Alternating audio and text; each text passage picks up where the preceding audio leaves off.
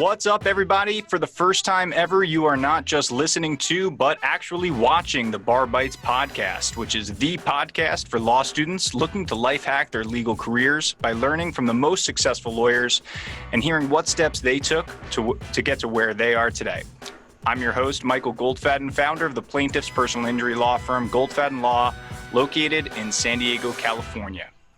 Our guest today has been nominated by the Consumer Attorneys Association of Los Angeles for Trial Lawyer of the Year for 2019. He is an ABOTA trial attorney and named in the National Trial Lawyers Top 100. He's also an actor, a member of the Screen Actors Guild, and teaches a class at Pepperdine Law School on improvisational mediation. I'd like to give a warm Barbites welcome to Iron Man himself. Mr. Robert Downey Jr. is with us here today. How are you? I'm well. Thank you very much for having me. I'm sorry. I must have read that wrong. Let's give a warm Barbites welcome to Mr. Brian Breiter. Brian, thanks so much for being here. Okay. Yes. I also got mistaken for him as well. Not a bad person to be mistaken for, huh? No. I've actually been mistaken for him, and on TMZ was once. I saw that. I saw that on your Facebook story at some point. Tell us a little bit about that.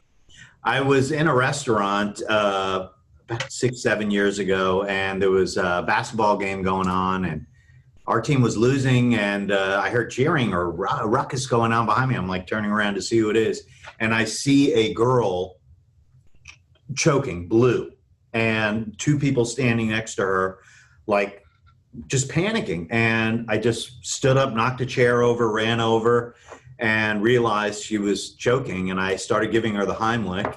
And after 8 really hard tugs, a giant piece of steak went flying out of her mouth. Oh my gosh. I guess due to the oxygen deprivation, she thought I was Robert Downey Jr. because at the time I had a darker beard and a haircut, and I actually did resemble him.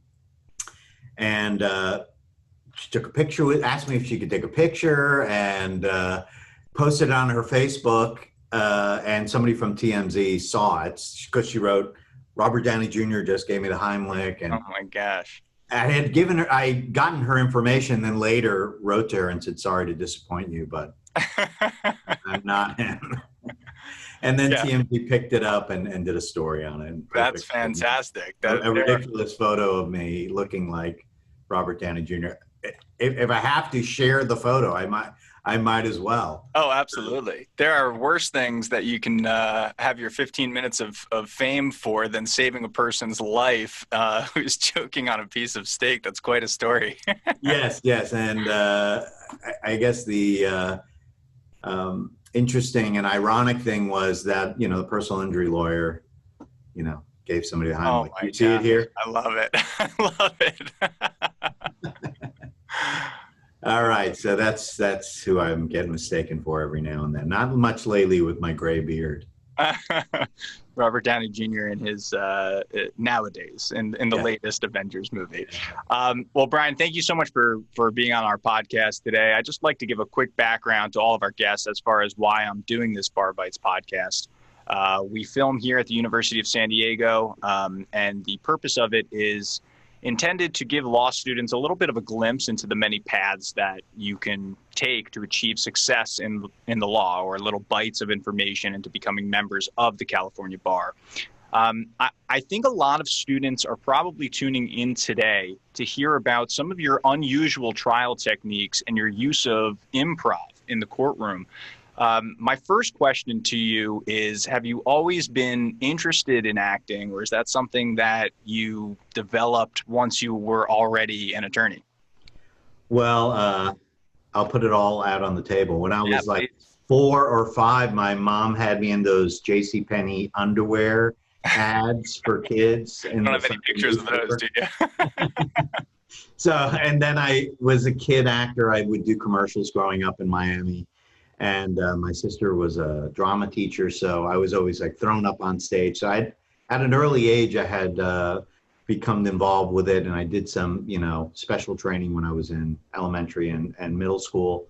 Then I stopped, and I hadn't done it for many, many years. And when I was in law school, I started doing trial advocacy, and I realized, hey, wait a second, this is very much like being on stage.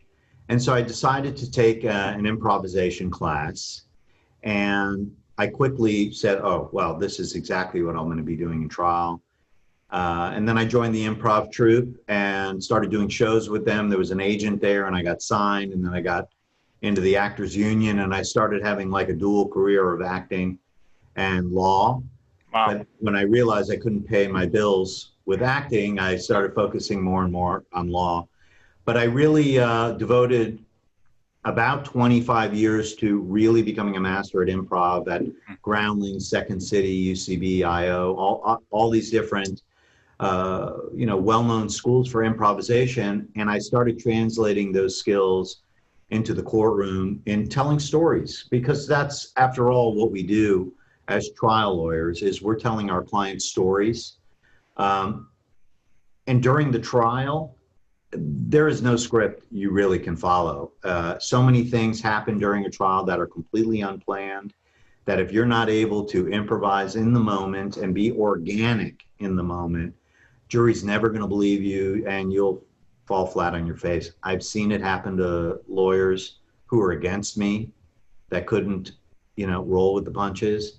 And I've had to really, pull things out of the hat during the trial that we were never planning for.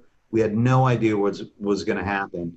And thanks to the training I've had with improvisation and teaching the lawyers that are here at my firm, thank God we've been very, very successful, with telling our clients stories. It sounds like, and I'd like to talk to you a little bit more about improv as we get a little bit further into the podcast. From what it sounds like to me, it sounds like acting was sort of thrust upon you as a child, and you maybe fell out of love with it for a few years, but at some point you chose law as your career path. So give us the why behind that. Why law for you? Well, I was a med student initially, and I couldn't understand anything my one of my early math teachers in college was saying. He was a German guy, and he was talking with a German accent, and I was like, I'm going to fail this class. I can't understand anything he's saying. And I took a law class, and I immediately fell in love with it. And I realized, what, this is my lane that I belong in. And then once I started getting into the trial advocacy program at the undergraduate level, they had a club at my University of Florida. I knew I was really driven towards law and want to be a trial lawyer. And then when I went to law school, they had a fantastic program there. And that's when I started incorporating my acting skills with the legal program, and started realizing the two go hand in hand. And I just fell in love with it. Were you the first attorney in your family, or do you come from a family of lawyers? No, I come from a family of people in the schmata business, which is, selling and making clothing. Both my parents were in that business for 55 years, had a clothing store, and same thing. It was improv, storytelling, getting people, ingratiating yourselves to people, and selling. That's really a lot of what lawyering is selling yourself, selling your client's story, and hoping people want to give you money because of it, or give you, in a criminal case, an acquittal or a conviction or whatever it is. But just in learning how to communicate in a different way is so important, to be able to tell your clients stories. Yeah, I always talk to some of my loved ones about that. I've had a previous life in sales before law, and I've always said how similar the two are. You can never go wrong with a sales background, and I'm sure having parents in that field, in that business, certainly helped you in your career. Absolutely. My mom used to come to my trial ad competitions, and we would have to supply our own witness, for the scripted witness person that they were, if they were a doctor or an eyewitness or the plaintiff, and she would be one of my characters, and she was hysterical. So what did your parents think when you first told them that you wanted to be an attorney? They were much happier than when I told them I wanted to be an actor. So, listen, I think whether you're going to go into, litigation or not, a law degree is an incredibly valuable tool and, degree to have. It's fascinating. I loved law school. I think looking back, I really enjoyed it. It was probably the best part of my entire education. And I think as lawyers, we have incredible power and responsibility that comes along with that law degree. And once you pass the bar, it's a great feeling. Well said. Did school always come naturally to you, or were you more of the grinded out type of student who's just going to get it done any way they can? I was the worst student, really. I was. I think many of our listeners will be encouraged to hear that, by the way. I was not a great student. I didn't really know how to study in high school and even college. I was an athlete and played competitive water polo. It wasn't until I got to law school that I learned how to study and outlining, and found a great study partner who's now one of the partners at my law firm in Miami, David Chonin. We learned how to study, and I ended up becoming a law review student and top of the class. So law school really focused me, and that's when I learned how to be a good student.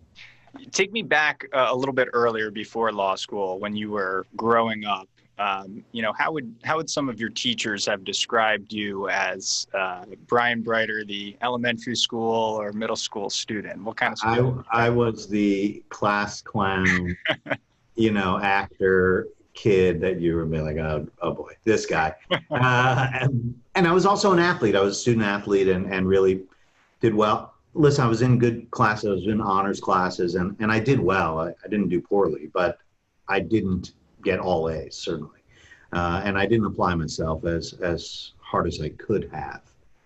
I realized in law school and studying for the bar especially, you really have to take this like a job, and you really have to apply yourself. So my history before really taught me what not to do. And so it translated well once I got into law school. Did you play water polo growing up, or was that a college sport for you? Yeah. I played in high school. We were the state champions in Florida. Wow. Senior year in 1988. And then I played at University of Florida, and I still compete now. I play at the World's Masters Championships and national with my group of old timers, where I've now graduated this year to the 50+ division. So. Wow. Congratulations on that graduation. Well, one of the common threads that I hear about when I hear that successful attorneys have backgrounds in sports, I usually like to poke and prod a little bit more into that if I can. If it's a sport that I was familiar with, I would ask what position you played and how that might factor into the way that you are as a leader today. I don't know. Admittedly, I don't know water polo that well. So can you tell us a little bit? It's similar to soccer and hockey, even basketball, where you're playing offense and defense. And your water polo, it's 7 players as a goalie and 6 field players. And I have 3 water polo players that are here at my firm. Oh, wow. And I think it's a great sport because you're playing offense and defense. There's a lot of communicating, talking going on during the game. There's a lot of improvising going on during the game. You have to have each other's backs, and you're assisting each other to make the team look great. It's not just one person generally carrying the team. It's a team effort. And I think sports are really important in the practice of law. I find it to be very useful. Do you use any of the skills that you learned as a leader on your water polo teams growing up in your practice today? Yeah, usually grabbing the defense attorney by the belt, elbowing, if I can get away with it without the judge seeing. Love it. Those I try to do. Absolutely. Of course we do. Going to trial is like going to war or going to, a huge sport competition, playing in the finals. Everything is on the line. You have to really be prepared. You have to be able to expect the unexpected. You have a referee. You have to play by the rules. You have to have good sportsmanship. with your counterpart. Sometimes they're jerks on the other side, and sometimes they play dirty, and you have to know how to counter that. I think there's a lot of tying it into sports, the practice of law, especially trials, which I do a lot of. Yeah, we had a collegiate soccer goalie on the podcast a couple episodes ago who talked a lot about the leadership qualities that you have to possess as a goalie, and just how you're really the leader of your team as a goalie, and how he has now been able to start his own practice because of that. I want to get into the how you started your practices, both practices, and I don't want to get ahead of myself though. So take us into your college academic career. You said you went to, is it the University of Florida for I was Florida Gator, and my rival then as a University of Miami graduate. I grew up in Miami, and I hated that. Podcast over. Sorry guys. But they had a very good football team when I was there. The Canes did. The Gators stunk. But I digress. At the University of Florida, I majored in English and criminal justice. And then, towards the end, I really knew I was applying towards law school. And like I said, I focused on athletics a lot. And then I started to realize I wanted to be a trial lawyer. At first, I really wanted to practice in the criminal field. And so I had studied a lot of, criminal justice and how that system worked. It wasn't until I actually, after my first year, that I started to realize that the criminal side was not for me, and that I wanted to be in, plaintiff's personal injury. When you were in law school, you went to, I believe it was Nova Southeastern, right, for Yes. law school. Yeah. Tell us, were there any sort of classes that you took or clubs that you were a part of while you were there that you found to be very impactful on the way you chose to go into personal injury ultimately? Well, I enjoyed torts a lot. When I was in law school, I knew I got it. I understood torts like very early. And again, my best friend at the time, David Shonin, who still is my best friend, and we work together now. His father was a very well-known trial lawyer, like legendary trial lawyer in South Florida. And so we were getting war stories from him and help when we were studying for our classes, and realizing, the practical side of the practice of law versus just the, learning about cases in law school. So I was getting exposed to it. And he really pushed us towards doing the trial advocacy and learning how to try cases. In law school, you really don't learn anything about the practice of law. Zero. You learn nothing. At least I didn't. Yeah. Except for trial advocacy. Yeah. There you learn what it's like to be in a courtroom. You don't learn much about depositions, at least I didn't, but you start realizing how to use depositions in the trial. But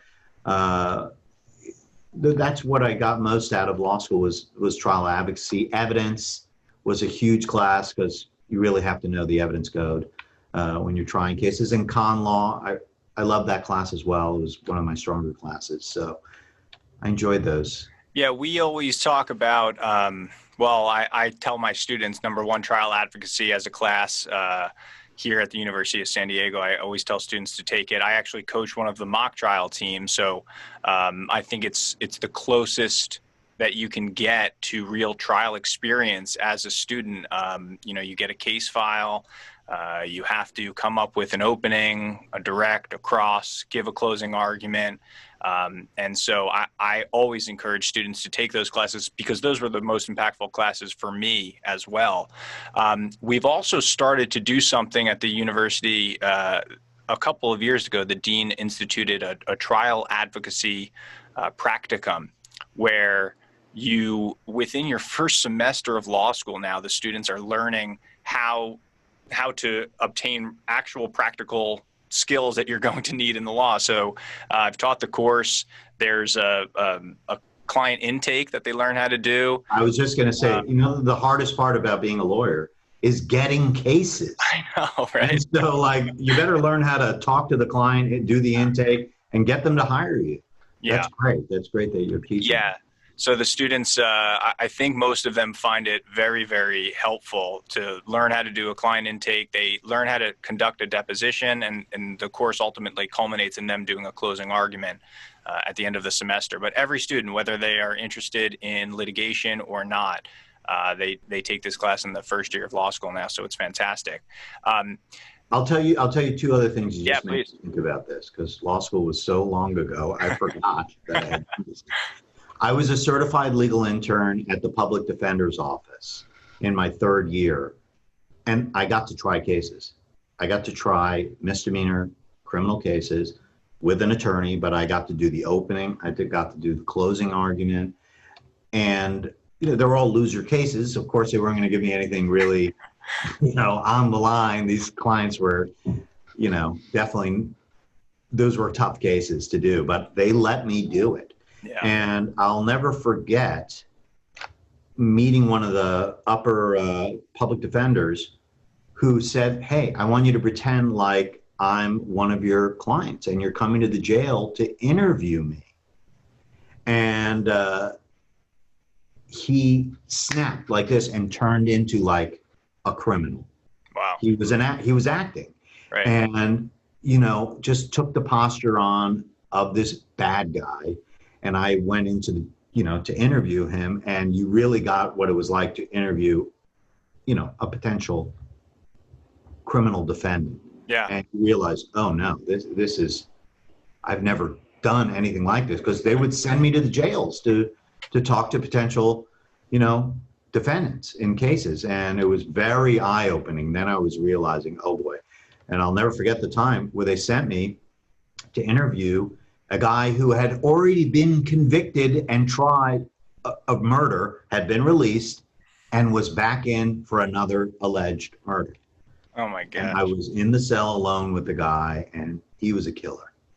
Oh my God. Just learning how to talk with that person and not showing fear, and being able to, stand your ground, and also, listen to the person and be an advocate for them, because, I wasn't sure if he was guilty or not, but he was, being charged, and you have to be able to size up your client very quickly.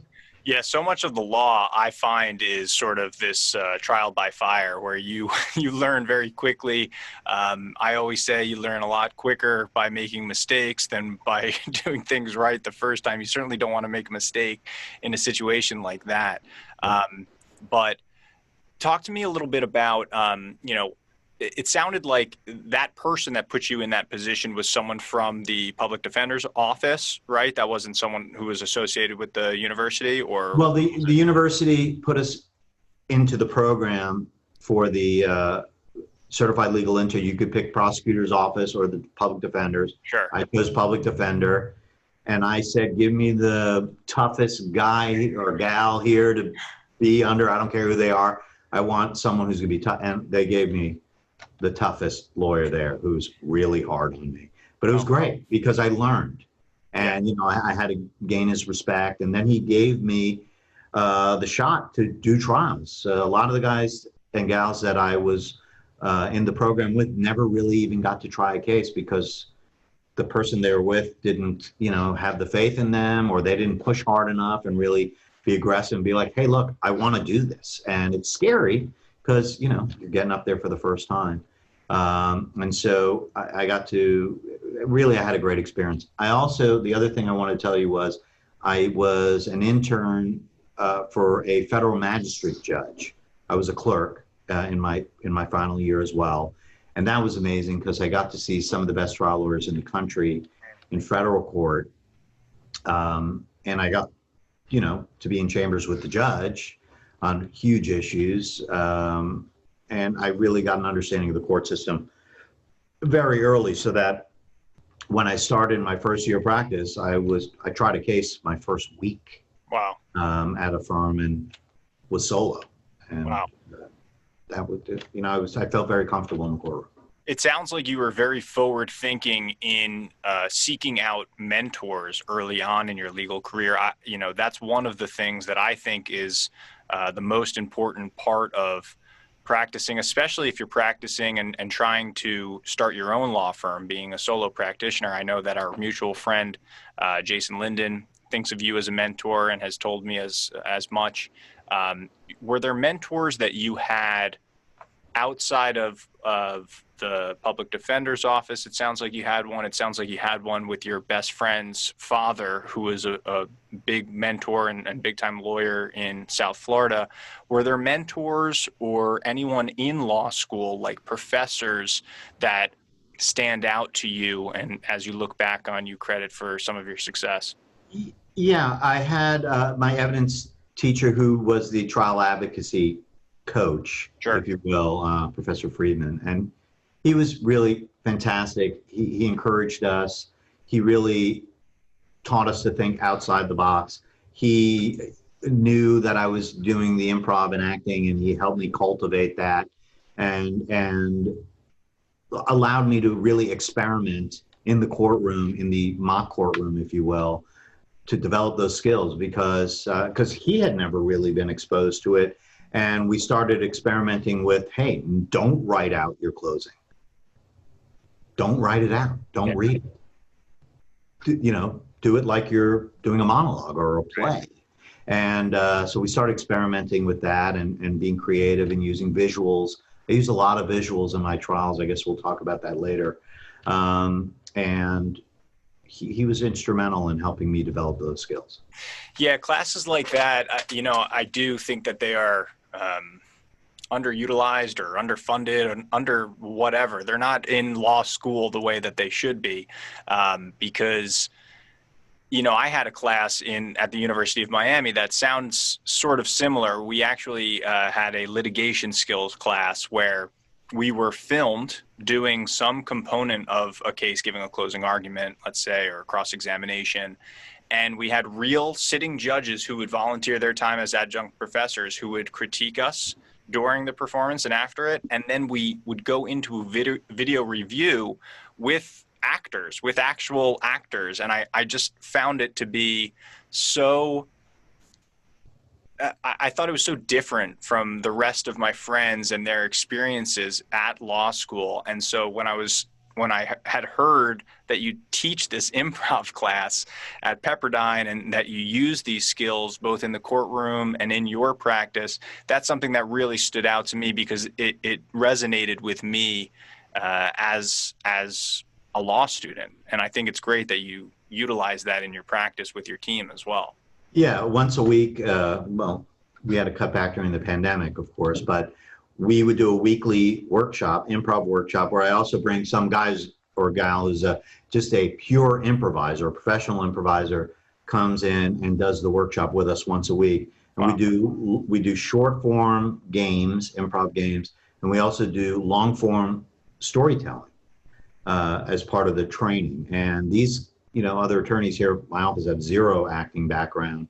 And all of them have told me that since they've learned the improv rules of improv and these storytelling techniques, and I've seen it with my own eyes, it's revolutionized the way they think and present themselves. Improv is a language, and they've all become very fluent at it. Another thing I want to say as far as trial advocacy programs that are amazing that your students can have access to is ABOTA, which is the American Board of Trial Advocates. It's a national organization. There are chapters in LA, Orange County, San Diego. They put on a program called the Masters in Trial, where they take a case and then you see various plaintiff and defense members of the bar are part of ABOTA. You have to try a certain amount of cases to get in. And each year they try a case and they have about 12 different attorneys from each side present various elements of the case, from voir dire to, closing argument. And they hire actors who come in and serve as the witnesses. It's an amazing program to be a part of. There's also, in the Los Angeles chapter, is the Jack Daniels Trial School. Mm-hmm. And I encourage everybody at the law school to look into the ABOTA program and registering for these trial schools and masters in trial program.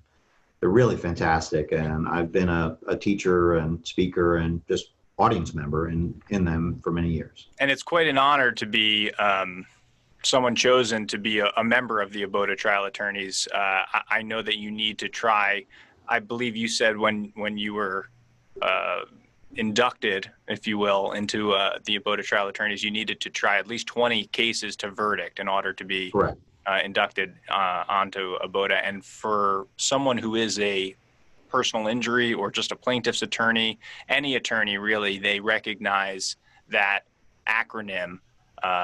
It holds a lot of credibility and a lot of weight to it. So it's probably one of the recognitions that stands out to me the most when I look down the long list of awards and recognitions that are on your bio. So I was always scared before I was in Abota of going up against an Abota member. Now I look forward to it because I know, civility is the most important part of being a member of Abota, is being civil to the other side, trying to work things out.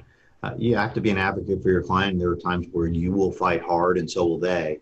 But I know that when I'm against another Abota member, it's going to be, a clean fight, and they're going to be a pro on the other side. And we're able to work through so many issues together that the trial is a joy to do. And some, I say this truthfully, some of my best friends are defense attorneys, especially ones that are in Abota, because we see each other all the time outside of the courtroom, and then when we are in trial together, it's really a great experience. I do try to I try to encourage students to go down to the courthouse, see as many trials as they actually can. If you have the opportunity to see an Abota trial attorney, it is something quite unique and quite special to see. Please do me a favor, Brian. Let me know next time you're going down to trial. I'd love to see you live. There won't be any trials until about another year. I don't think probably not for a long unless the parties stipulate to a Zoom trial. I consider maybe on a very small experimental one. Oh man, But, that's a strange thing to think about. To be honest, I'm watching sports right now, and I see the crowds all cardboard cutouts and videos. I'm just picturing a jury like that. I don't know how comfortable anyone's going to be going in front of something like that. But yeah, I mean, listen, you can also look up old trials on Courtroom Viewer. I think it's called Courtroom TV. I forget. I've watched other trials with similar issues before to get ideas, and there's some great lawyers on there, fantastic trials that you can watch. That's a great piece of advice. I think that a lot of our students who are going to be listening into this are probably worried about the landscape of the law right now and what that's going to look like coming out of the quarantine. I know at our university here in San Diego, every class has already been announced for fall semester. Everything's going to be virtual, going to be remote. So resources like that you just mentioned, I think would be very helpful for students who, want to see trials but might not have a chance to see them live for quite some time. Can you talk to us a little bit about your career path? Obviously, I know where you've wound up now, but take us into, what was your first job coming out of law school? What went into that decision, and how maybe can students who are looking for jobs right now try to replicate something like that? Yeah, so, after I finished with the program at the Public Defender's Office, I had the option of, hey, I'm going to do criminal law.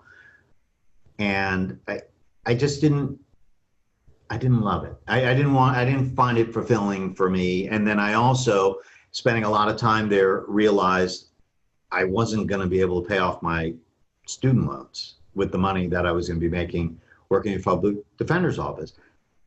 However, if you want to work at the Public Defender's Office or the prosecutor's office, you will get trial experience. That's the trade-off. You're going to get a ton of experience trying cases, but financially, it's difficult. I got injured playing water polo, and I went to an orthopedic doctor's office, and he says, "What are you going to do?" I was just finishing my law school, and I said, "Well, I think I'm going to go into criminal law." He goes, I want you to meet these lawyers, these very famous lawyers. Grover, Weinstein, Stauber, Trop at the time or Stauber Friedman was the law firm in Miami Beach, and they were these very famous personal injury attorneys. And they got me an interview. The orthopedic doctor, apparently that worked a lot with this firm, got me an interview there. Wow. And I went and met with Bob Grover, legendary trial lawyer, and Marvin Weinstein, nationally recognized trial lawyer, who was one of the first guys to do these tobacco cases in Florida in the early 90s and had massive verdicts. And they interviewed me there, and I got a job. This is like basically the first year of coming out of law school, because I worked for a short period of time for David Chonen's father, Neil Chonen. He didn't really have space for me, but I was able to go there until I got this gig with Grover Weinstein. That first week, they sent me down to Key West to try a case where all the defendants had settled out except one. They sent me alone in a little boat plane, and I flew to Key West, got off, walked out. The courtroom's right there. I'd never tried a case. They're like, just go try it. No pressure. If you can get this something against this defendant, it's a win. And I got $1 million verdict. No way. I did. There was a guy who had lost his ring finger from a miter box saw where somebody had taken the guard off, and I was able to get one of the subcontractors who didn't want to pay any money. They had a small policy. And when I got to the courthouse, I'm like, I don't even know how to pick a jury. Right. And a couple of lawyers were out there. They're like, just talk to them and see who you like. And see, I had a juggler, a golfer, a painter, and a carpenter on my jury. I was like, boy. And so it was a 2-day trial, and I got a verdict. $1 million verdict in your first trial. Now, I didn't say it was all collectible, but I was able to get the verdict. And then I was like, holy cow. They threw me into cases, and I just started taking depositions. And then I got to second chair with some really great trial lawyers over there. And I stayed there for 5 years in South Florida until, at the time, I was still doing acting quite a bit, which was really helping me pay for my law school loans. And so I decided to move out to LA for acting and water polo, and also for law. I came out here. I studied for the bar. Meanwhile, I was still flying back to Miami, trying cases. I had gone to Virginia to try a case. I had got admitted pro hoc vice and tried a case in Thomas Jefferson's courthouse that he had built. Oh, wow. Virginia, and that was an amazing experience. Then I passed the bar in California. The next day, I opened my own office. Wow. And stared at the phone until it started ringing. And all of my clients initially were actors, because I knew all these actors, and I was the only lawyer they knew. Right. I started getting cases and developing, a roster of cases. So let me jump in, Brian, because I want to make sure that I got this right. You were at your law firm in Florida, the one that you obtained the $1 million verdict in your first trial ever and first week working as an attorney there. How long were you there before you decided that you wanted to move out to California? About 4.5 years. Okay, so you had some solid foundational experience at that point. And I had brought in a bunch of cases to the firm, and I got a piece of those cases. So even when I moved out to California, I was still working those cases. I flew back and tried a couple of those. And when you moved out to California, did you give up your law career for a little while in order to pursue acting, or no? They were kind of coexisting. Okay, so you were working kind of remotely in California on those same Florida cases, and then you would act and attempt to make it as an actor while Correct. Okay. Correct. I was taking improv classes with the Groundlings, with another company called Acme. Then eventually Second City came around. I was training and then going out on auditions for commercials and TV and booking gigs. Yeah. Meanwhile, in that first, I guess it was about 4 months from when I moved to LA in April until I took the bar in July, I was studying for the bar. Right. And then when I was waiting for my results, I was doing those Florida cases. And then when I got my bar license in California, and I auditioned just last week for a commercial. Wow. So I'm still doing it. But my bread and butter is the law. Yeah, well, acting certainly seems to be a passion of yours, and it sounds amazing to me because normally students are so consumed with bar prep, and that's really that's all you can do for those 2 to 4 months that you're studying for that exam. So to also be acting and doing that while studying for your second bar exam, I think is quite impressive. I'm also someone who took multiple bar exams because my practice originated in New Jersey and New York before I moved out to California. So I know how difficult that can Yeah, be. it sounds like you had a similar kind of path to mine. Yeah, and it's interesting because I went to school down in Florida. We probably crossed paths a few times in our background at some point. But what did you mentioned that you had brought in some cases to your firm that you were with for 4.5 years. I think that's something that a lot of young attorneys struggle to do is try to figure out the business side of the law. So did you have any sort of secret or how did you originate those cases for your firm at that time? Sure. I was the fastest at getting my business card out and putting it in someone's hand, Oh, wow. introducing myself and telling them that I was a trial attorney and that if you ever need an attorney, please give me a call. And it's about relationship building and building trust with people so that when they think of who can I trust, who can I call?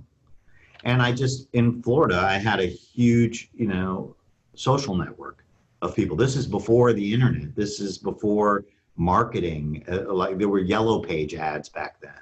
And so it was handing out my business card and just letting people know that's what I did. On my water polo team, I represented probably half of the team at some point. And all my family friends, they knew I was an attorney. And so going out and getting cases is how you get rich. If you want to make partner at a firm, you want to get raises, bringing in cases and making it rain is how you're going to do it. Right. It's really hard to do. And especially if you do it without breaking the rules.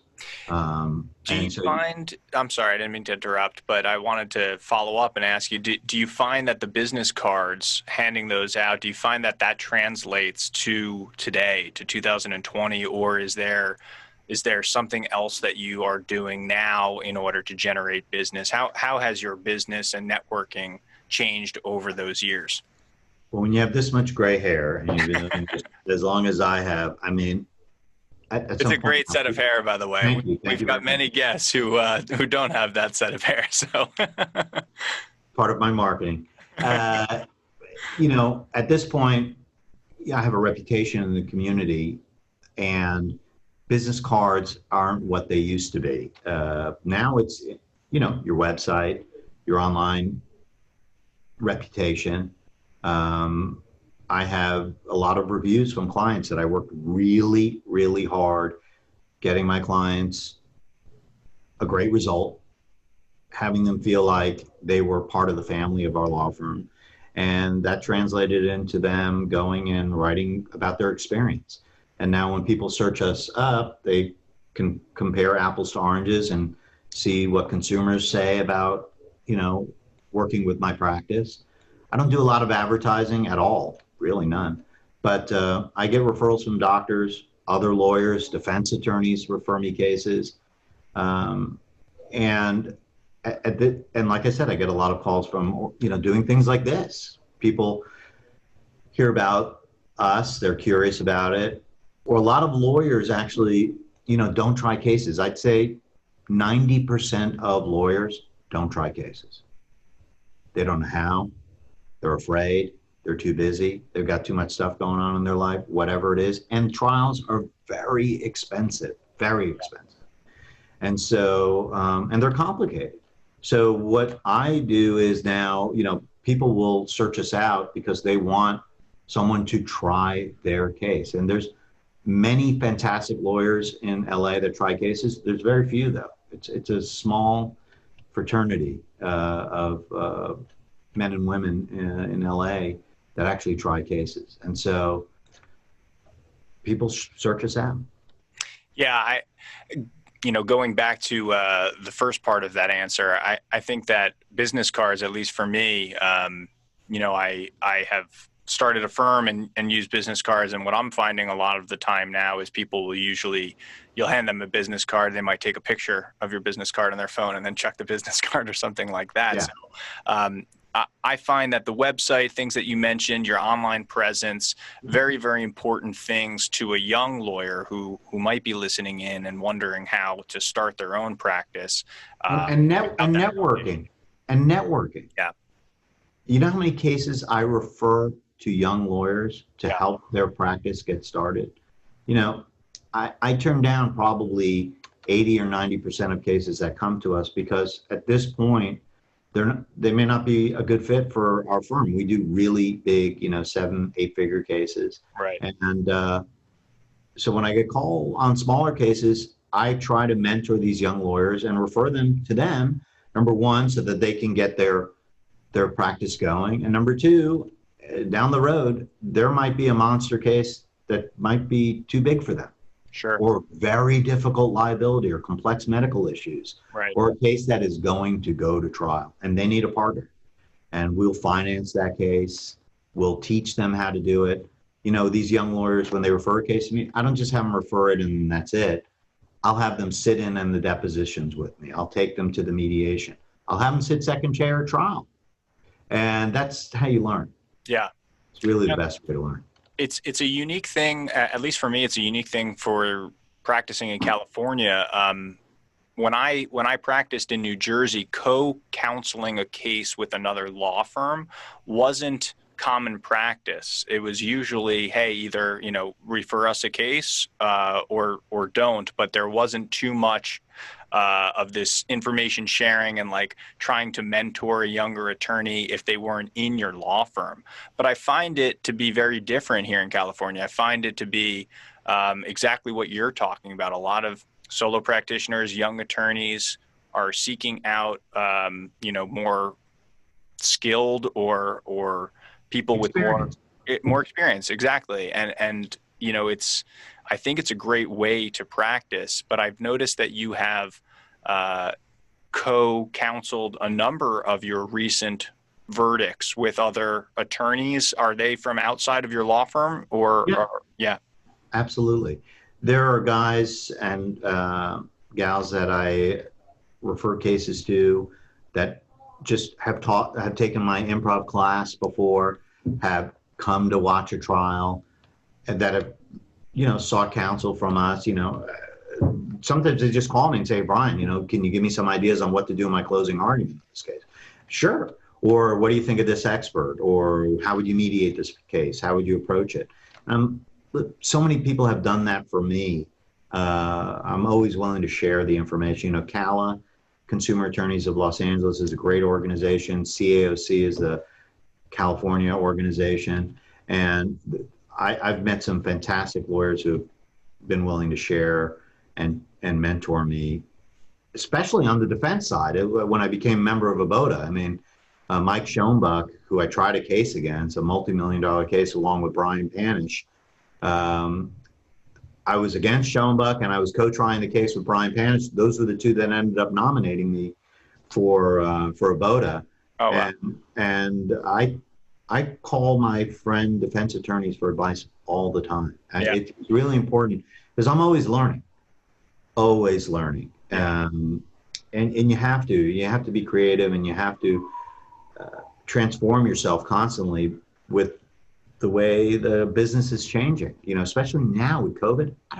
I don't know what it's going to be like to try a case on Zoom or to talk to a jury post-COVID.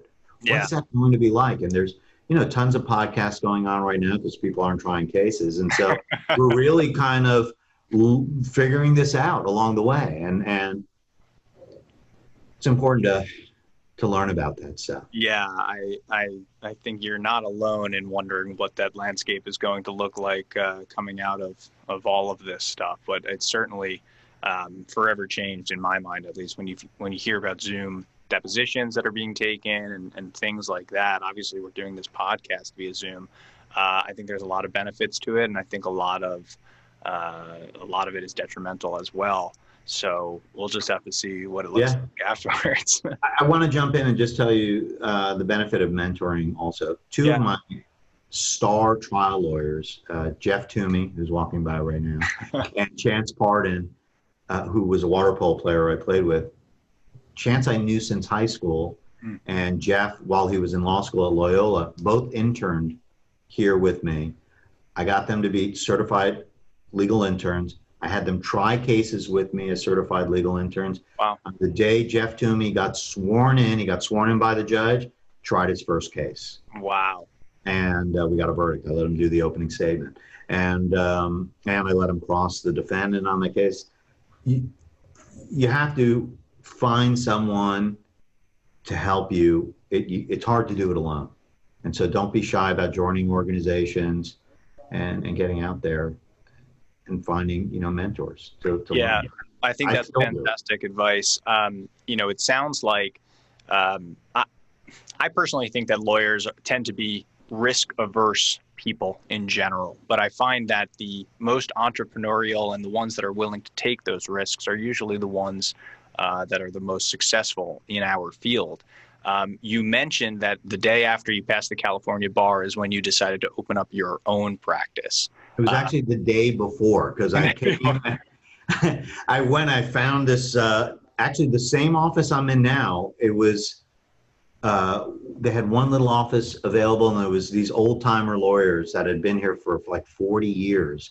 And one of the guys had died, and that little office was open, and I saw it in the law journal that they were renting a space. Oh, wow. And I said, it was 20 years ago. And I said, hey, listen, I'm getting my score tomorrow. I know I passed, and I want to open my own office. And so I went, knocked on the door, and that next day I did. And those guys mentored me too. They started giving me, little hourly jobs to do for them, taught me about the California court system, which I knew zero about because I knew Florida. California was very different. And so, I was learning every day just watching them. Yeah. So sharing a space with an established firm, if you can do that, is a great thing to do. Absolutely.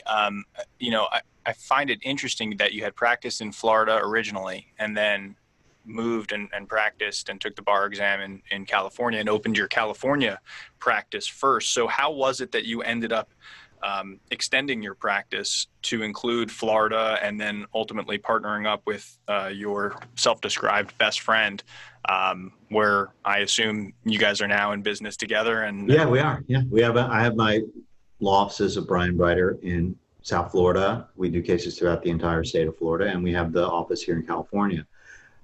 Because of the internet and because people were seeing, our trial results and our reviews, and I kept my bar license active the whole time, I would still get calls from time to time on Florida cases. If it was a big enough case, I'd keep it. But then I started getting more and more and more calls because people are searching us up. Maybe they come to California for a vacation, but they're a Florida resident. Right. And I started getting these cross-pollination cases where people go from California to Florida, they get into an accident here, and they come back here and they find me, and I'm like, you need a Florida lawyer. I'm him. Right. Then I started getting just some really big cases. We have 2 cases that are set for trial. They're going to be some of the very first cases when the pandemic is over, that are massive 8-figure cases that are going to go to trial. And I said, I need to open an office, and I brought Dave on, and now we have this, thriving practice in South Florida. Do you find that it's easier? I mean, obviously there's nothing really to compare it to, but do you find that it's easier now to run a bi-coastal practice the way that you're doing? Whereas I feel like something like that 30 years ago probably wasn't possible. It would be very difficult if you didn't have someone there. Yeah. And Dave is a lawyer 25 years like I, and he and I have tried tons of cases together, over the years. And so it's someone I could trust, and you have to have somebody there to sign up the client. So before the COVID, I was going back to South Florida at least once a month for mediations, for depositions. Yeah. Now I can do them remotely. And so I guess one of the positive things out of this whole crazy experience that we're all going through is you can do things remotely. Yeah. But when the trials come, I'll have to, go and be there. Yeah, absolutely. But having David there, and we have some staff there. We have a physical office there. It's important. Yeah, it sounds like you definitely need someone that you know and trust who's capable if you're going to be doing something like that. I just find it so interesting because, so many of our listeners are interested in opening up their own practice. Having a bi-coastal practice is a challenge that seems it has once seemed insurmountable, and hearing from someone who's able to do it and able to do it successfully, I think will be inspirational for a lot of people, including myself, who has a license in more than one state. So yeah, listen, it's work, and it's a lot of responsibility, and it's different laws, and it's different bars, and you have to really devote yourself to it to make sure you're doing it right. You definitely don't want to screw up. Yeah, absolutely. Brian, I want to move now and talk a little bit about some of your recent success. Recently, you had a case, Atlas Ferreira versus Terminix Company, where you achieved an $8 million verdict and gave a pretty unique closing argument in that trial. Can you talk to us a little bit about what you did in that trial and maybe what went into your thought process of why you chose to close that way? First of all, thank you. The verdict came in 2 days before the courts were shut down on March 11th. I remember during the trial, I'm experiencing this whole COVID thing with the jurors. Yeah. We're wiping down areas and starting to use hand sanitizers during the trial. Yeah. These are the last weeks of February and then into the first weeks of March. And so that in and of itself was crazy. And then, of course, during the trial, the World Health Organization announces a global pandemic. So we're like, oh, my God, we got to get this trial done. But the case, let me tell you a little bit about it. My client, Mr. Ferreira, was working at a beauty salon that was adjacent to a Starbucks. So there was a wall that divided the two businesses, Starbucks on one side, beauty salon on the other. And he worked...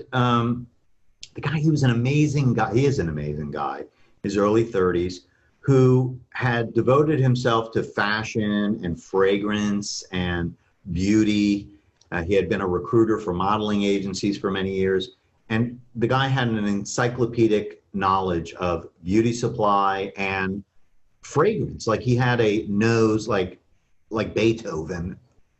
His nose was an amazing instrument, and he was a virtuoso. Sure. So he's working at this beauty supply place, and one night, it's the end of the business hour, around 7 p.m., he's using the restroom, which is adjacent to the Starbucks at that shared wall. And unbeknownst to him and his boss, who was there, the Starbucks had been closed because of a roach infestation. And Terminix was there to apply pesticides throughout the day. And they had closed the Starbucks and taken everybody out of there, taken all the supplies out, and they were applying chemicals throughout the day. What they didn't do was tell the beauty supply salon. They didn't tell them what they were doing. Wow. So Mr. Ferreira is in the restroom using the toilet, sitting, and all of a sudden, the room starts filling with smoke, with white smoke, starts coming into the room, and he's getting overwhelmed, and he has to, finish his business and get the heck out of there.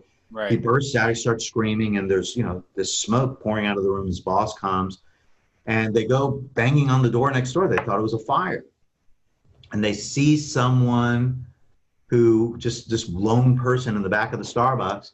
Eventually that person comes over and he's like, oh, I was spraying chemicals into the wall. Oh my gosh.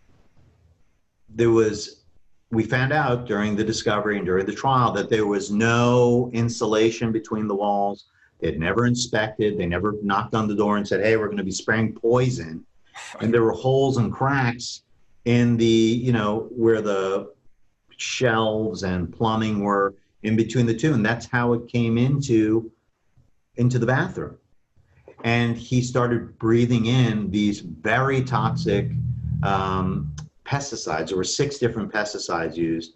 And we found out during discovery and hiring a toxicologist that these chemicals, the way they were formulated, one of the products called alpine dust, which is diatomaceous earth, which is like little razor blades. It's naturally occurring in nature. But when you mix that with the pesticide called pyrethrin and pyrethroids, it's like little razor blades that take these chemicals to kill the roaches, to get into their exoskeleton. Well, unfortunately for Mr. Ferreira, he breathed it in and it went into his nasal mucosa and into his throat, and it took away his sense of smell and taste forever. Wow. Lost his smell and taste forever. And this was something that, Terminix knew was a side effect.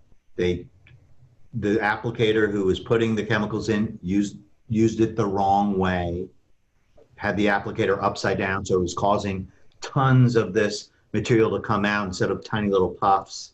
Wow. All they had to really do was just knock on the door and be like, hey guys, you might want to close down early today. Right. So we can do this. They didn't do any of that. They didn't fill out the required forms with the state of California.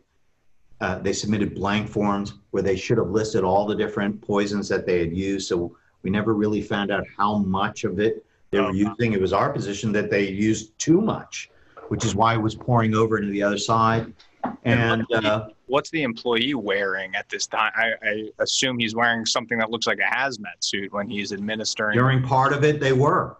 Throughout the day, they were using those types of ventilators and masks, and but they weren't breathing it in. They were squishing it into a wall, and Alice is breathing it in. So during the trial, this is a case where you have to understand it's impossible to prove loss of smell and loss of taste. You can't really prove it. It's subjective. So there are tests you can take that show that if you pass these validity tests that you're not lying, but there is no like x-ray that shows a broken bone or a herniated disc or traumatic brain injury when you're proving this. So it's really very difficult to prove this type of injury. And it was all general damages. We didn't talk about lost earnings or anything like that. He had a career that he had been developing these fragrances, and it was his dream to put these out into the market. And when he lost his sense of smell, this guy who was the, Michael Jordan of smell, lost his ability, he lost his superpower. It was unbelievable loss for him. And also the sense of taste. He couldn't enjoy food at all. Food, which was, a huge part of his life. His grandmother was educated the cordon bleu, so he grew up in a family that food was like very special. And we had to be able to tell this story. So I used a lot of interesting techniques. I can share them with you and show you what we did during the closing argument and during the trial, and especially during voir dire, where we're interviewing the jurors to prime them and to make sure that we were getting the right jurors that could understand what these kinds of losses were like. Yeah. Because, $8 million is a lot of money, but when you think about it, I don't know that anybody would trade their sense of smell and taste. That's 40% of your senses is gone. You have 5 senses and 2 of them are gone. Right, especially when it's something that is such a big and crucial part of your life and career, as it seemed to be in your client's case. And, look, eyesight is tremendously important, probably the most important, because it allows you to visually know where you are and sense danger. But smell and taste are your joys, your memories are all tied to that. Your love of life are tied to that, and without it, you're living in a black and white world. I did see some of the slides that you had used during closing argument. I would love for you to share them with us if you can, because I loved the use of the animations and the drawings to to exemplify exactly what you're just talking about, that Sure, people sure. forget, that you can taste something and smell something and it brings you back to a childhood memory. I thought it was so unique what you did in closing argument. I do want to just touch on one thing that you had mentioned, that I think it's probably different in your case, where a client was lost his sense of smell and taste due to a chemical. I remember my father had a case. My father practiced in New Jersey for about 35 years doing personal injury. And I believe one of his clients had a brain injury case and ended up losing his sense of, I think it was his sense of smell, due to the brain injury. And there was some type of veracity test that the doctors did that they were able to tell if you were lying or if you were telling the truth. And, normally if a Yeah, and person's here it lying, is, because you have what's called a trigeminal nerve. It's a nerve that runs here into your brain that does not sense smell, but it does sense things like ammonia. yeah, that's So exactly what this was. Yeah. exactly. So that's how you can tell. So they would put different items to smell under, and you can't identify them. But if they put ammonia and you have no reaction to the Then you're ammonia, lying, right? then you're lying. Right. So when So they did the veracity test to Mr. Ferreira, he had a reaction to the ammonia, right. Right. which showed the doctors this Yep. guy couldn't smell the other things, but the trigeminal nerve, which doesn't smell, but it senses irritation from the ammonia. And that's how we were able to show that he did, in fact, lose his smell. Yeah. What's interesting now is with COVID, one of the major identifiers of someone who's suffering from it is loss of smell and taste. Yeah.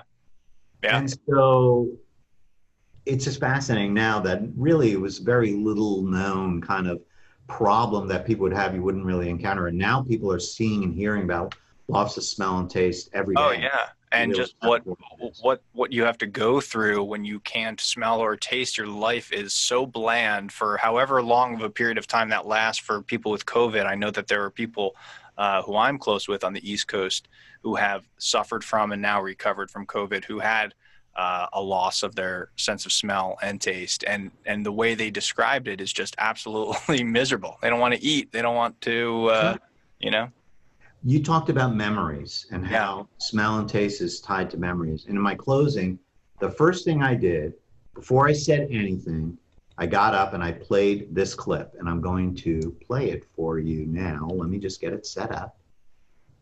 Okay. Slideshow.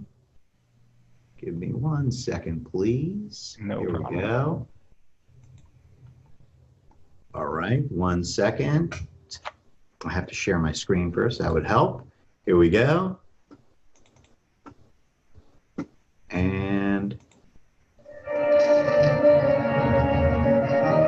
it's playing. Yes.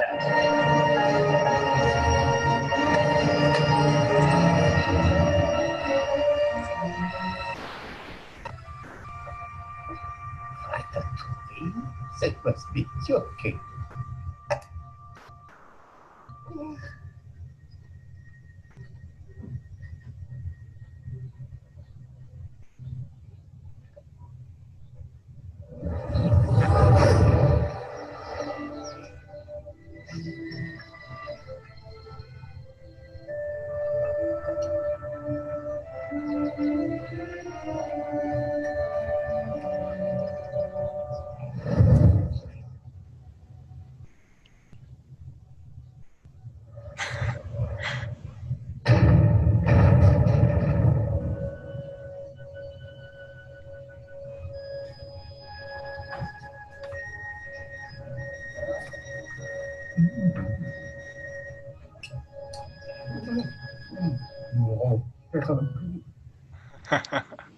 So that was the first thing I did.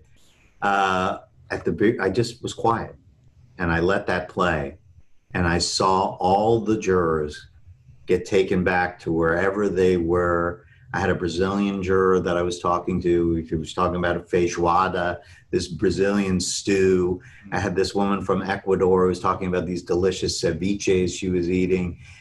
Everybody on the jury had talked about these experiences during voir dire, and it brought them back immediately. And I had them where I needed them to be, which was, what would it be like to live without memories of your childhood, of your birthday party, of the holidays. And then I went into, and I'll show you these slides now. You know, we can show photographs of our clients, at a party. We could show our client, with a neck brace on. But a lot of the things that we're talking about that they've gone through or what their history was, we don't have pictures of. And so what I do is I have an illustrator illustrate their story that I've told from the first day of the trial until the last. And I create what I'm going to show you now. Can you see these slides? I can, yes. Okay. So, and at the very beginning, after the Ratatouille slide, I just tell the jury, you all met Atlas Ferreira. He's an expert in beauty. He's an expert in fragrance. This was his career, and I'm giving you a very truncated version. I spent a lot of time doing this. And I'll go to each slide. Do you see the next slide? Yes. Okay. He worked for modeling agencies, toured around the world, having fine meals and enjoying, really special foods from around the world. This was a part of who he was, the fabric of who this man was. He was an expert in identifying smells, and he really educated the jury on the subnotes and the minor notes of smells, and really it was fascinating the way he was talking to them. When he was growing up as a child, the holidays, the smell of the Christmas tree, the ornaments that were in boxes in the attic that he would take out every year, the smell of these elderberries, candles that he had, the smell of the pine sol when they would clean the house, getting ready, the meals that his grandmother, who had studied at the Cordon Bleu, had prepared. No one was in the bathroom with him that day. And we don't have pictures of what it was like, but we have illustrations based on what he described. We had a picture of the bathroom, so we know what it looked like. And so this was his description. He's in there, and all of a sudden, it starts filling up with smoke. Did it come in through the vent that was above? Did it come in from the wall? All we know is that when he was driving to the emergency room with blood pouring out of his nose and wheezing and dizzy and coughing, when he got to the doctors, first at the ER, he was diagnosed with chemical exposure. Then he went to the ears, nose, and throat. They tested his smell and taste, and they saw that he couldn't smell and taste. Then his migraines, treatments with the neurologist after that, and for the years that followed, he now lost his ability to smell, to taste. That world that he lived in before, which was so full of color, so full of fragrance and taste, was now gone forever. I love that image. The black and white is just so powerful. And here he is. He has his sight, he has his hearing, he has his ability to touch, but his smell and his taste are muted. That's 40% of who this man was is gone. He said he didn't feel connected to the world anymore, that when he would go to dinners, he wasn't part of that experience anymore. He was there, but he couldn't, rejoice in the fine wine, or people are sharing bites of food together. He had developed all these problems, his loss of identity, his vertigo, his migraines, anxiety, depression, sadness, headaches, and especially the two big ones, loss of smell and taste. And, how do you visualize this? And I thought these drawings were really important. This is my favorite one. Love that one. Smells and tastes are your building blocks, your memories that create who you are. And the longer you go without those experiences, the more you start losing touch. He described his mother coming to the airport for the trial, and when he embraced her, she didn't have a smell. He remembered, he talked about the fact that she wore this perfume that smelled like gardenia flowers when he was a kid. He always, when he would smell a gardenia, would think of his mom. Now when he hugged his mom, there was nothing there. His partner, he had no idea what his partner's smell was like. Imagine that. Mm. And for the rest of his life, he was not going to have those experiences, for the next 45 years, he was going to have a life with no smell, no taste, basically living in black and white and he had hope, of course, that, he wasn't going to let this define who he was. He was still able to work. He was still able to succeed at his job.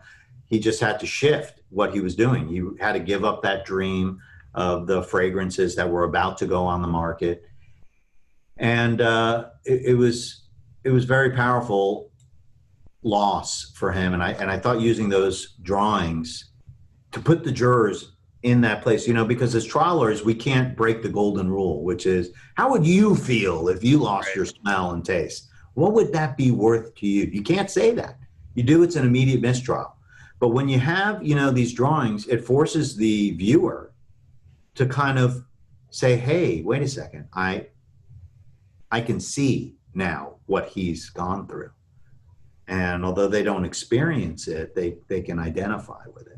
It's so powerful. And I think it's one of the hardest things as an attorney to do is really to get other people to understand what your client is going through when, you have every experience with your client. You're building a relationship with them for the many months, oftentimes years, that they are your client, and to try to explain what their life is like in a 1 week long trial or a 2 week long trial, it's often one of the most difficult things to do. So I think your use of visuals there was so important. And the other thing I just want to say, Brian, is Atlas, Mr. Ferreira, was so lucky to have you as an attorney here, because I can't begin to think about how many attorneys would look at a case like that and think to themselves, okay, Terminex sprayed.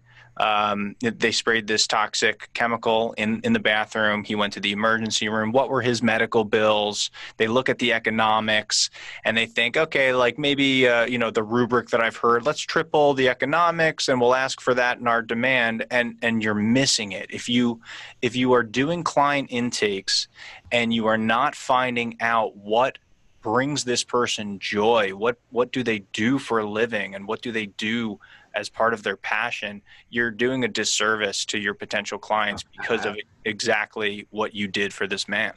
I don't ever, very rarely, I didn't say ever put medical bills in my trials, because, when you're asking for $8, $10, $15 million and you're talking about $100,000 in medical bills, it's an anchor.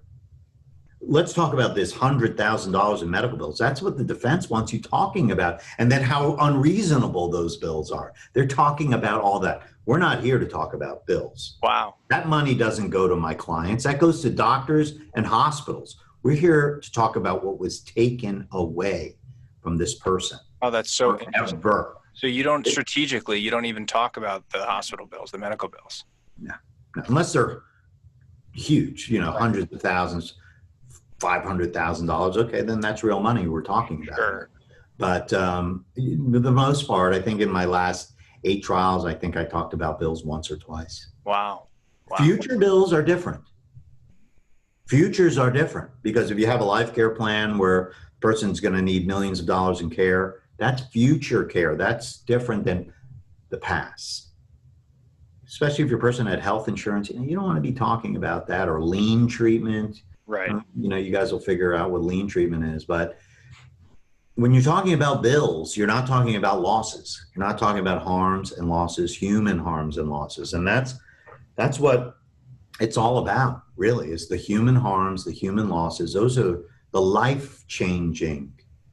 Because if somebody pays the bills, you still have those problems. And that money is not going to the client.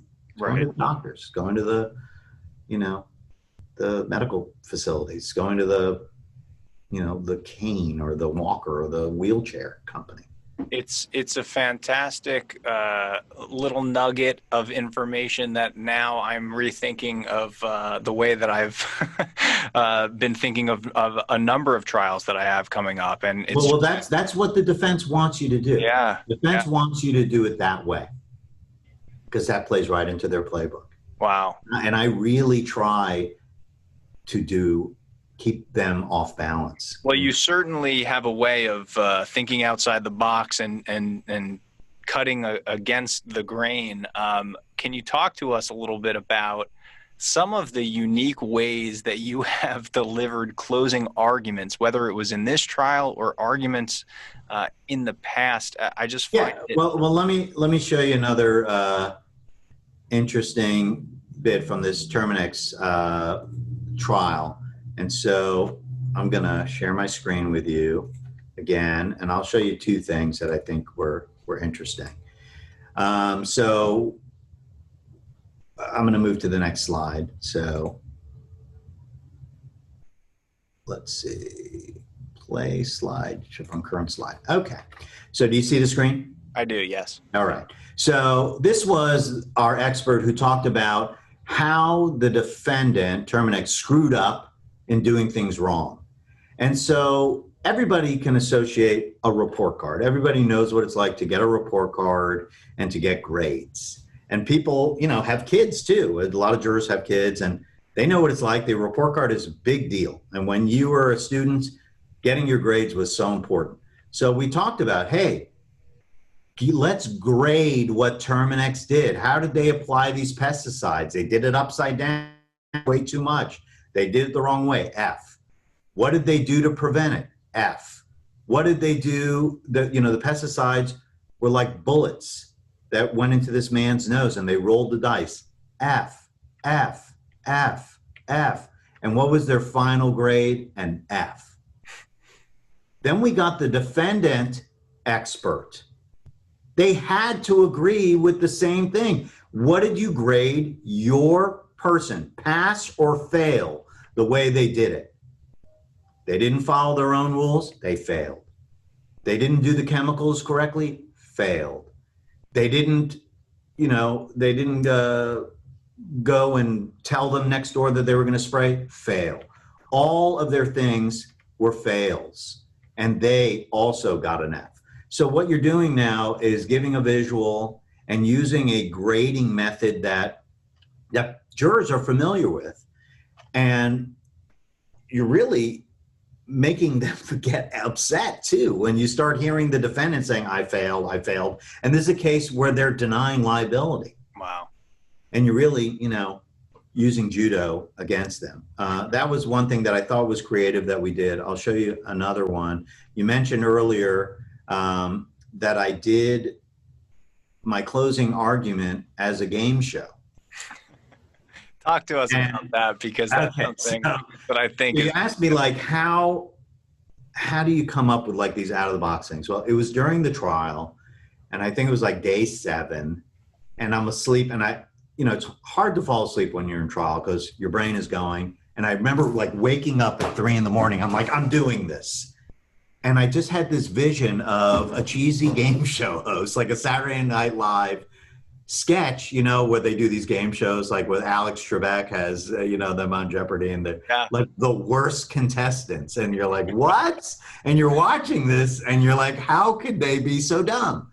So I said, I'm going to do the defense as a game show because they're trying to sell you this ridiculous story. And so after I presented my case, I did it very seriously. I did the ratatouille and the drawings, and I went through all the evidence and the report card. I said to the judge, I said, Your Honor, I'm sorry, but I forgot something in the jury room.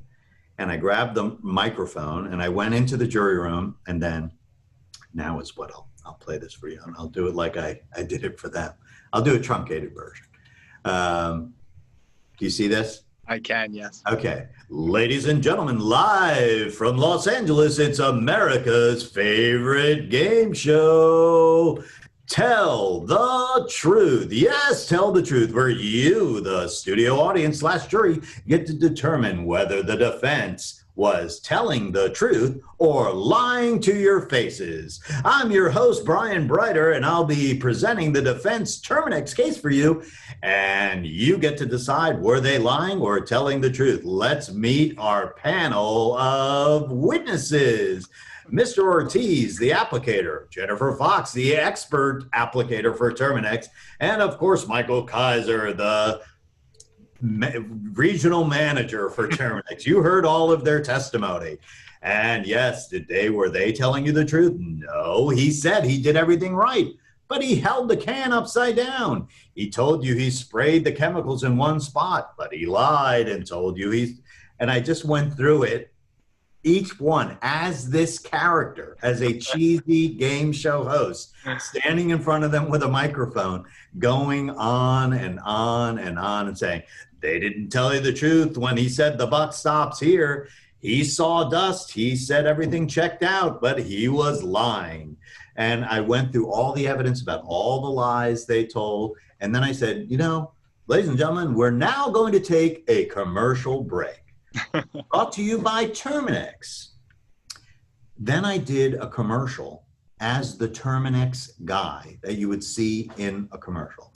Hey, I'm Joe from Terminix, and we take safety very high here at Terminix. When we spray a school or a church or a business or your home, we make sure we do everything right because we're using poison, deadly poison, and we don't want to endanger anyone. So if you're next door, we'll come and knock on your door and tell you, hey, it's not a good idea to be here while we're doing this, and we do it right because we care. That's what we do here at Terminix. Now back to our show, the lightning round, where we put on the experts hired by Terminix to tell you whether their testimony was truthful or not. And you heard alternative facts from these witnesses. Yes, you heard from their, quote, expert in ears, nose, and throat, but you found out he had been paid over $20,000 for his testimony. And he had seen our client one time, and he wasn't a nose expert. He was an ear expert. You smell. And then I talked about their toxicology expert who had billed $60,000. And he says, oh, I don't get paid. I work for a company.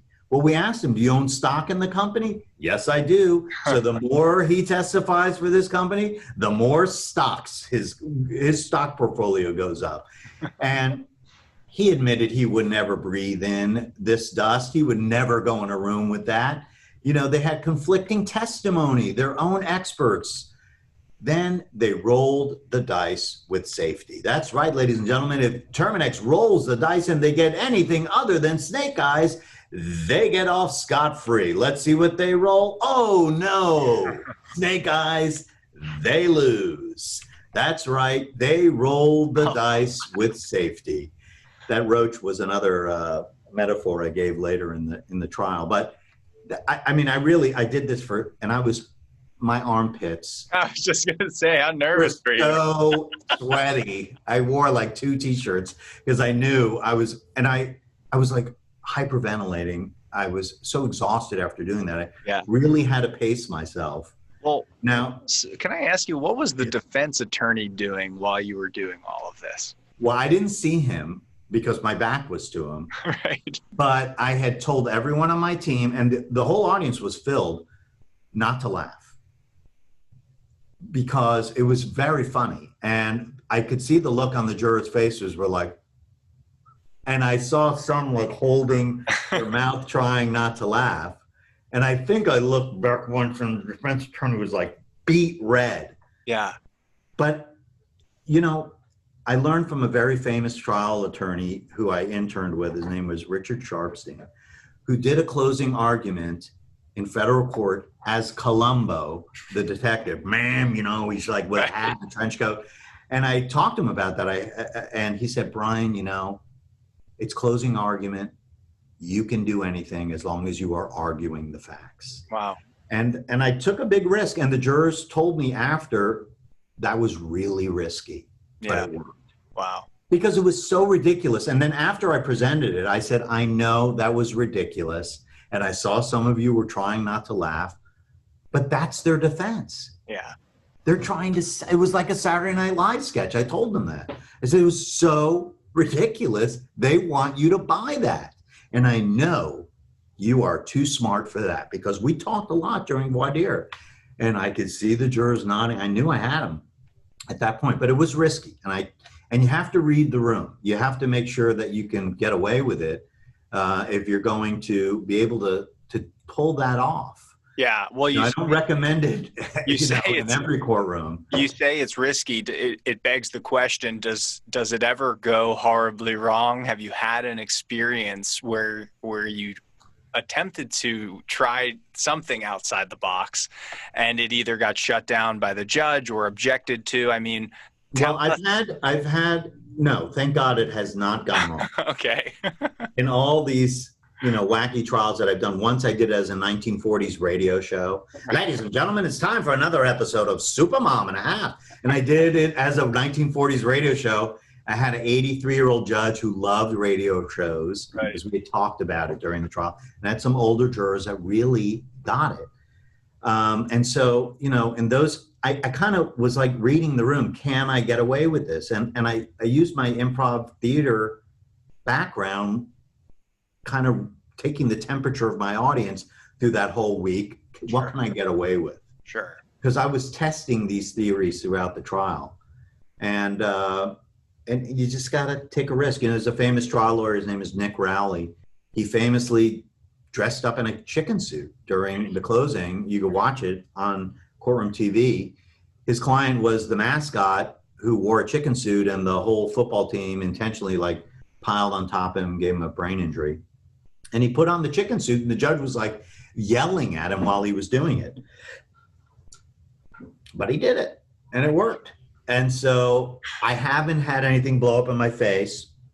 I've had a judge that wouldn't let me put up all the drawings, and I had to just use words to describe it instead of the drawing. So I just that's a good workaround. That's what I was sort of wondering or going to ask you. Obviously, So if he didn't let me do these slides, because I showed the slides to the defense before I did it with the judge. I said, here you go. Here are my slides. He had no idea what I was going to do. He just saw these slides and was like, probably so confused. He didn't get it.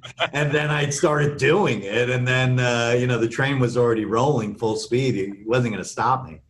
And so, and the jury was entertained by it. So look, here, I'll tell you another real quick one. There was another time where this clearly lying witness, who was so in the pocket of the defense, said that he witnessed my client, doing a backflip off a ping pong table, at a closed ping pong table, which is ridiculous, at a bar. And for 3 minutes, he was yelling at the guy to not do it, which is a lie. And so I go, 3 minutes? You were yelling at him for 3 minutes. That's such a long time. He goes, yeah, 3 minutes I was doing. So I said, okay, I'm going to be the guy standing on the ping pong table. And for 3 minutes, I want you to we're going to see how long 3 minutes is. Right. And I just stood there with my back to the witness for 3 minutes. I didn't do anything.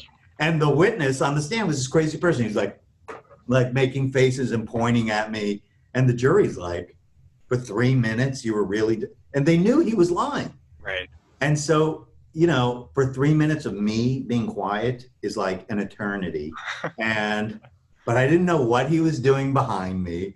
I had no idea. I just took a risk. I was like, this guy's just going to hang himself on there. 3 minutes, jury's going to be staring at him. And it worked.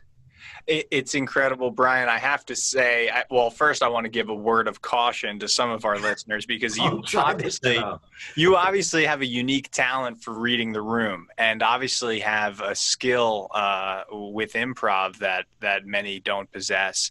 I'm wondering, practicing in LA, you are at the epicenter of Hollywood, and theatrics, are part and parcel of what it means to be probably part of the jury pool up there.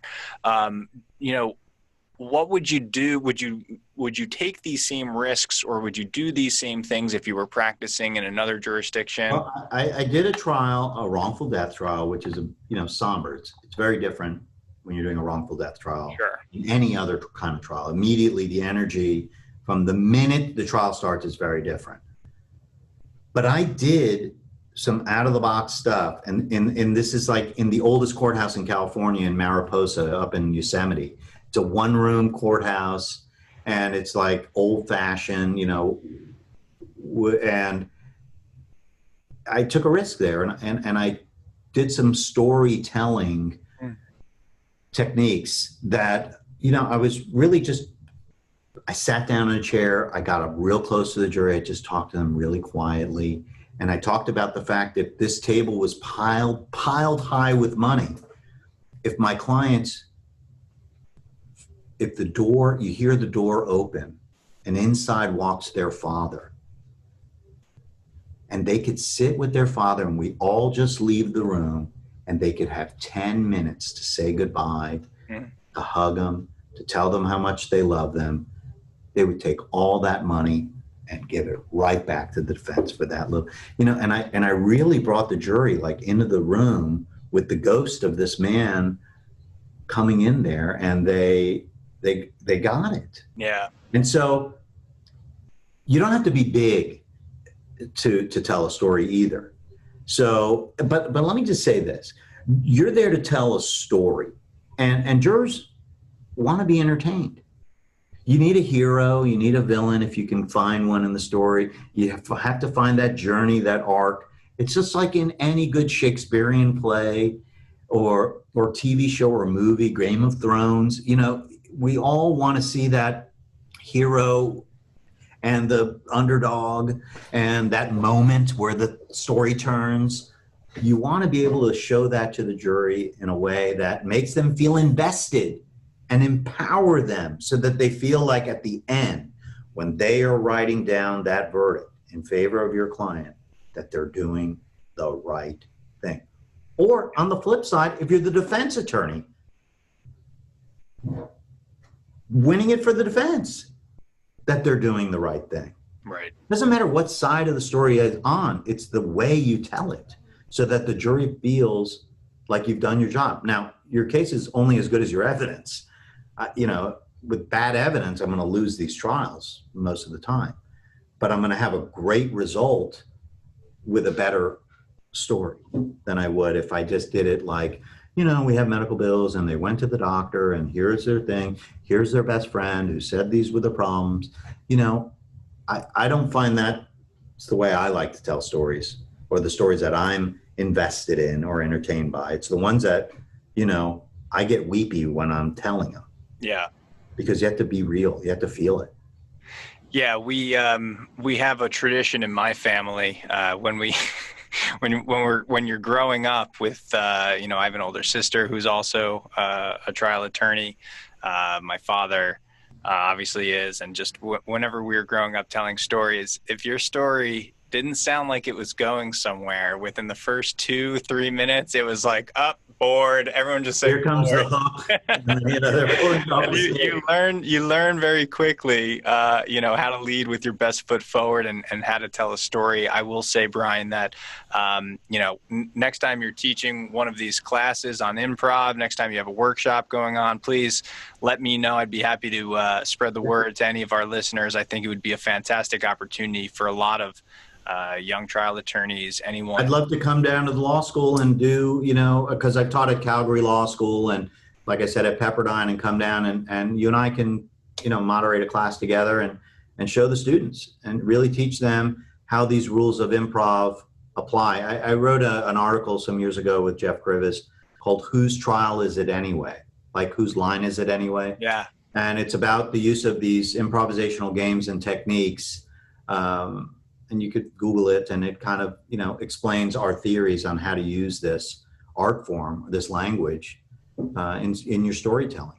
Yeah, I actually read that article before our podcast today. It's a great read. I'm happy to try to embed the link to it here in our podcast.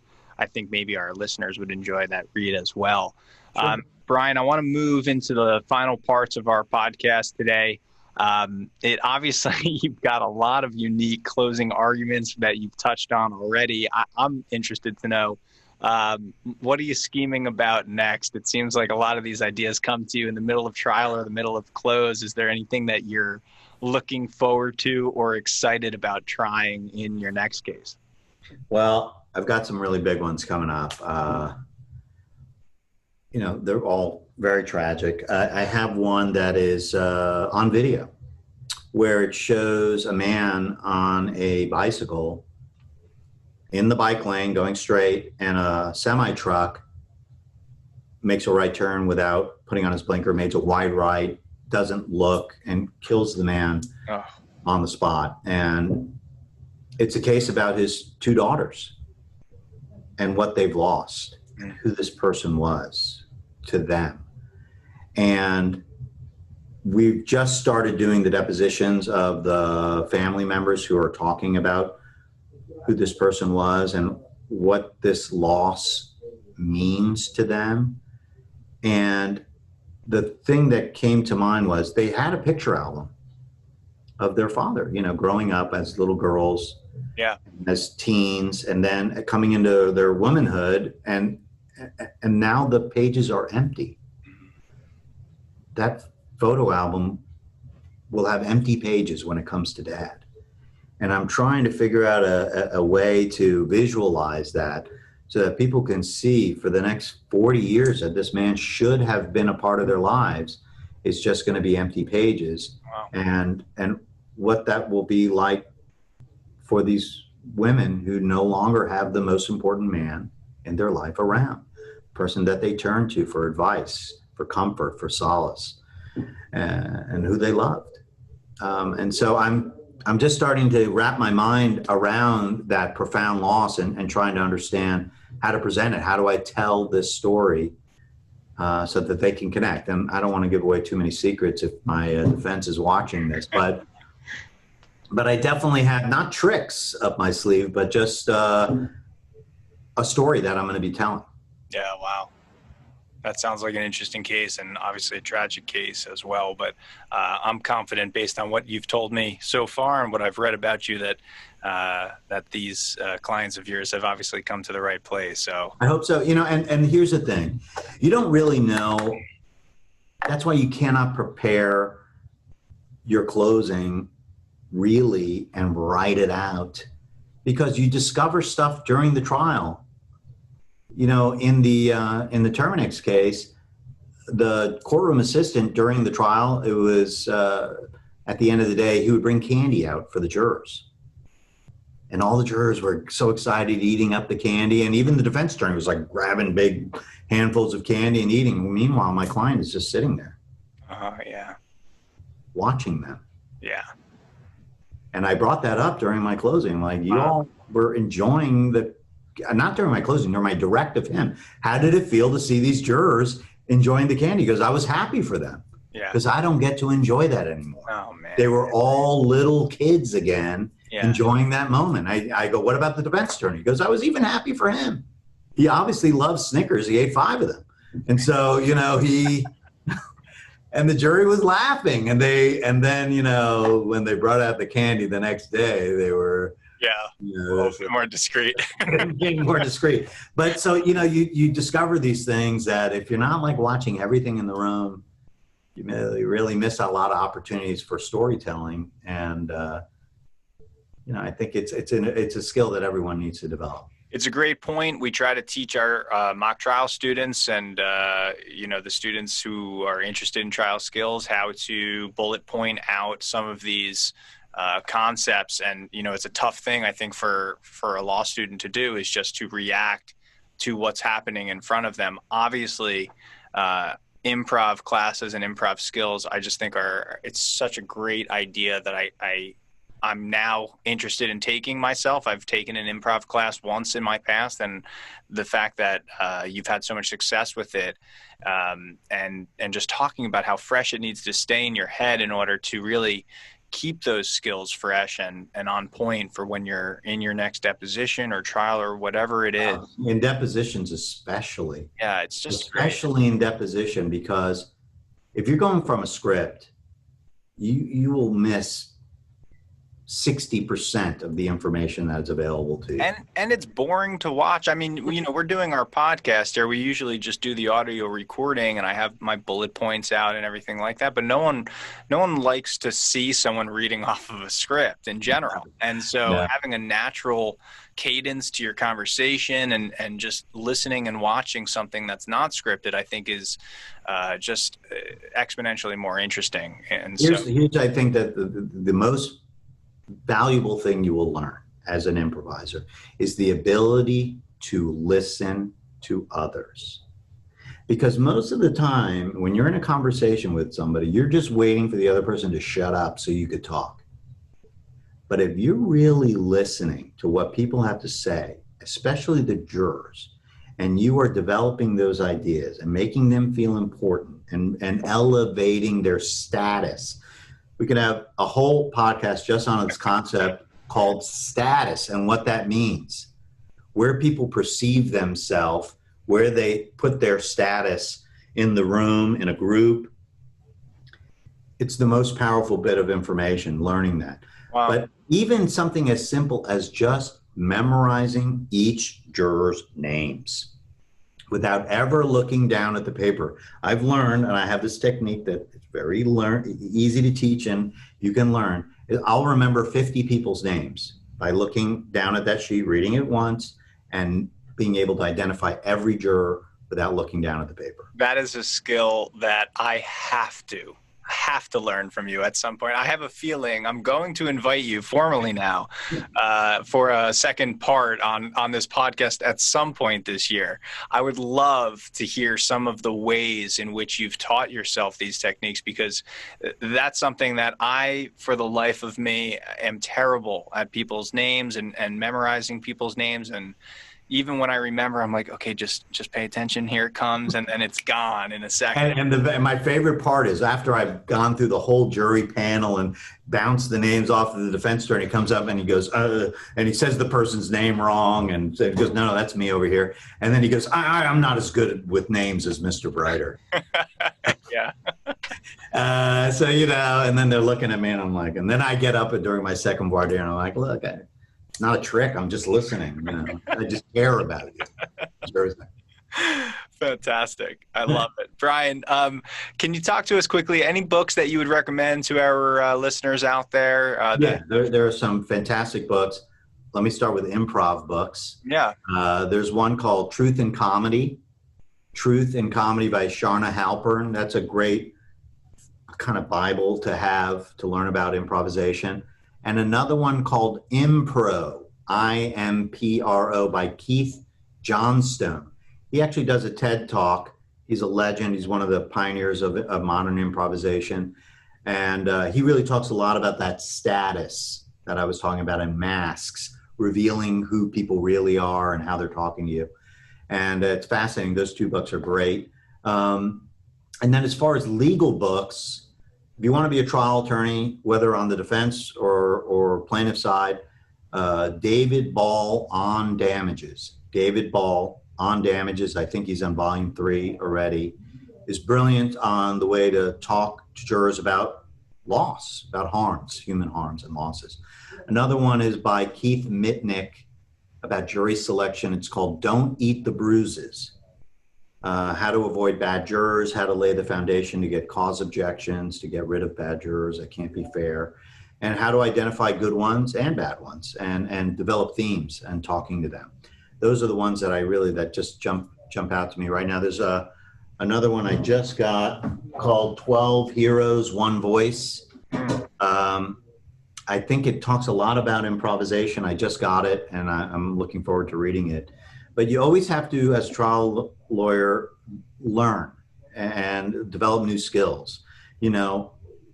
I steal little bits of techniques and ideas from other trial lawyers that I've heard, and you have to develop them into your own voice. Like I said, not everybody can do it the way I do it because I'm who I am, and I don't know that I could do it their way either. Right. You have to find your style that works for you. And again, you have to read the room, because what I do in one courtroom certainly will not work in another. And it also, you have to see what's going on in the news. And this whole COVID thing is going to be fascinating to see. I think it's going to be very good for trials eventually, once people feel safe being there, because it's so important when you're away from it and you realize how important the jury system is to our justice system. Yep. And how much power the jury has. I mean, really, that's the society, making the final result. And it's so much power, and it's been taken away right now, unfortunately. Yeah. Absolutely, and I think those recommendations that that you've made for books, it's also very important. Law students sort of a lot of young lawyers make the mistake of graduating law school. They study for the bar, and then they don't pick up a book for the rest of their lives, and think their education kind of ends there. When really, the successful attorneys that I've seen and had on as guests on this podcast, without fail, are voracious readers. And I think those recommendations, I've heard of a few of those and have not heard of some others. So thank you for those. I'll definitely be picking up a couple copies of those books. Yeah, there's actually quite a bit more, but those are the ones that I go to first. Yeah, absolutely. Brian, where can people find you? Do you have an Instagram name? Are you on Facebook, Twitter, anything like that? I'm on all of those.